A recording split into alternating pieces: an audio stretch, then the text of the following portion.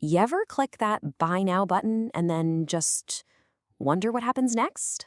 Well, today we're going to pull back the curtain on the massive hidden world of warehouses. This is the invisible network that brings pretty much everything you own right to your front door. We live in a world that demands instant delivery. You click a single button, and that one click kicks off this huge, complex chain of global trade that literally spans the entire planet. And it's all designed to get that one package right there on your doorstep pretty much exactly when you want it. It kind of feels like magic, doesn't it? But it's not. It's an incredibly complex, finely tuned system. So the question is, how does it all actually work? Let's find out by following a single product on its amazing journey. All right, our journey starts at the very, very beginning. I'm talking before a product is even a recognizable product. This is the world of raw parts and the first stages of assembly. Let's use a smartphone as our example. Its life begins right here, in a raw materials warehouse. This is where all its basic components, the plastics, the metals, the glass, are all stockpiled right near the factory, ready to go. Next up, that partially assembled phone heads to an intermediate warehouse. Think of this place as the customization station. It's where the phone gets its final touches, like the correct power adapter and the specific packaging for your country. And finally, the fully assembled, ready-to-sell smartphone waits in a finished goods warehouse. This place is a strategic buffer, basically a massive holding area, stockpiled and just waiting for a big new product launch or a holiday shopping rush. So the product is built and it's in its box. But how in the world does it get from that factory to a store anywhere near you? Well, it's about to enter the logistics superhighway. So on this highway, you've got two functions that are basically two sides of the same coin. Consolidation centers are all about bringing things together, gathering parts from tons of suppliers for one factory. And then, break bulk centers do the exact opposite. They take one huge shipment and split it into lots of smaller loads for different stores. Some of these warehouses aren't really for storing things at all. Cross-dock centers are all about pure speed. They are flow engines. Goods arrive, they get sorted, and they are shipped out the very same day.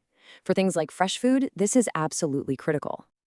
Now, this is the real central nervous system for any parcel delivery company.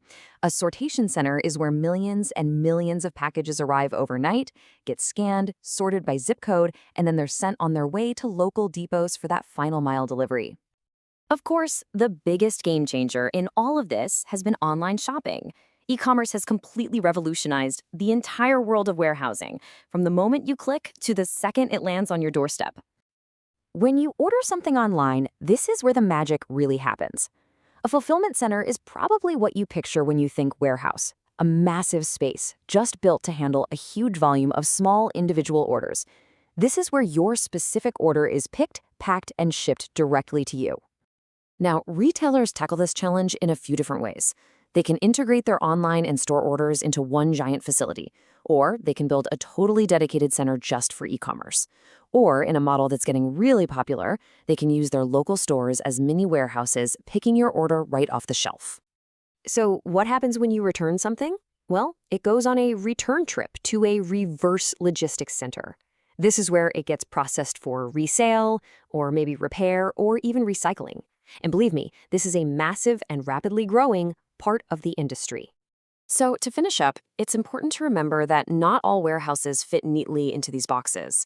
The ownership models can vary a lot, and some of these facilities are built for incredibly specific niche purposes. So who's actually running the warehouse? Well, a company can run its own, that's a private warehouse, or they can outsource the whole operation to a specialist called a third-party logistics provider, or a 3PL, who might run a building just for them or a facility that's shared with lots of other companies. For international trade, there's this really clever financial tool, the customs or bonded warehouse. It's basically a tax-free waiting room for imports. Companies can store goods here, and they only pay the taxes when the products actually enter the local market, which is a huge advantage for managing cash flow. And then you have products with really unique needs. Think about giant freezers for food in a cold store warehouse, or special rails for hanging clothes in fashion logistics, or even warehouses that are strategically placed in disaster-prone areas just for humanitarian aid. So when you look at all this complexity, what's the big idea behind it? Well, it all comes down to economies of scale.